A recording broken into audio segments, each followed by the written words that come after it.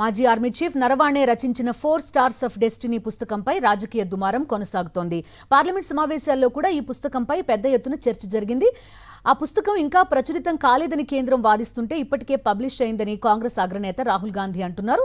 మార్కెట్లో కూడా విక్రయిస్తున్నారని చెప్పారు. దీనిపై రాజకీయ దుమారం కొనసాగుతున్న వేళ మాజీ ఆర్మీ చీఫ్ నరవాణే స్పందించారు.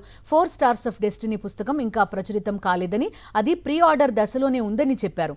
ఈ పుస్తకం ఇంకా అధికారికంగా విడుదల కాలేదని ప్రచురణ సంస్థ పెంగ్విన్ ర్యాండమ్ హౌస్ ఇండియా ఇచ్చిన వివరణను నరవాణే సమర్థించారు. ఒక పుస్తకాన్ని ప్రకటించడం లేదా ముందస్తు ఆర్డర్ కోసం అందుబాటులో ఉంచడం అంటే అది పబ్లిక్ గా రిలీజ్ అయినట్టు కాదని స్పష్టం చేశారు.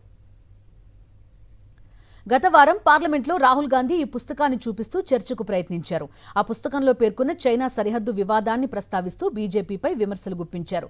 పుస్తకం ఇంకా అధికారికంగా ప్రచురితం కాలేదనే కారణంతో రాహుల్ ప్రసంగాన్ని అడ్డుకున్నారు బీజేపీ నేతలు. దీంతో ఈ వ్యవహారం రాజకీయ దుమారం రేపింది.